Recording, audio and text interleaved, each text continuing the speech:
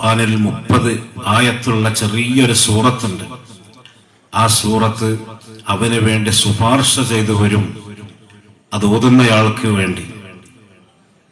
നരകത്തിലെ അല്ലെങ്കിൽ ഖബറിലെ ശിക്ഷയെ തൊട്ട് കാക്കാനുള്ള മുൻജിയത്തായ ഒരു സൂറത്ത് എല്ലാ സഹോദരിമാരും പഴയ ആളുകളൊക്കെ ഓതിയിരുന്ന സൂറത്ത് തബാറക.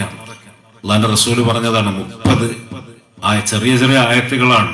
തബാറക്കല്ലദീ ബിയദിഹിൽ മുൽക്കു, രാജാധികാരം ഏതൊരുവന്റെ അടുത്താണോ ഉള്ളത് അവൻ വലിയ ബറക്കത്തുള്ളവനാണ് എന്ന് പറഞ്ഞ ആ സൂറത്ത് അത് എല്ലാ രാത്രിയിലും ഓതണം. കാരണം അത് ഷാഫിആയിട്ട്, അത് മുൻസിയായിട്ട് വരും.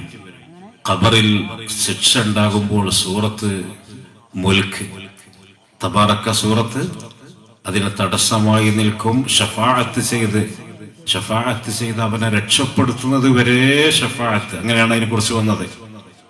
നമ്മളൊക്കെ ആരുടെയെങ്കിലും ഷഫാഅത്ത് തേടിപ്പോയാൽ ചിലപ്പോൾ അയാൾ ഒന്ന് പറഞ്ഞു നോക്കും, അല്ലെങ്കിൽ 2 വട്ടം പറഞ്ഞു നോക്കും, അല്ലെങ്കിൽ ചിലപ്പോൾ അയാളുടെ ഷഫാഅത്ത് തന്നെ ആയിരിക്കും നമുക്ക് അപകടമാകുക.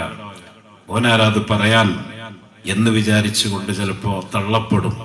എന്നാൽ സൂറത്ത് മുൽക്ക് അത് ഓതുന്നയാൾക്ക് വേണ്ടി ഷഫാഅത്ത് ചെയ്ത് എല്ലാവർക്കും, കുട്ടികൾക്കും വലിയവർക്കും സ്ത്രീകൾക്കും പുരുഷന്മാർക്കും എല്ലാവർക്കും നിർബന്ധം പോലുള്ള ബാധ്യതയാണ്. കാരണം അല്ലാഹുവിന്റെ ആ ശിക്ഷ ഭയങ്കരമാണ്. നമ്മളൊക്കെ ചെയ്ത വീഴ്ചകളും നമ്മൾ ചെയ്ത തെറ്റുകളും നമുക്ക് ഓർമ്മയുണ്ടാവുകയില്ല. അതുകൊണ്ട് സൂറത്തുൽ മുൽക്ക് തബാറക നമുക്ക് ഷഫാഅത്ത് ചെയ്തുകൊണ്ടുവരും. അതൊക്കെ മഹാന്മാരുടെ മാതൃകയാണ് സൂറത്തുൽ മുൽക്ക്.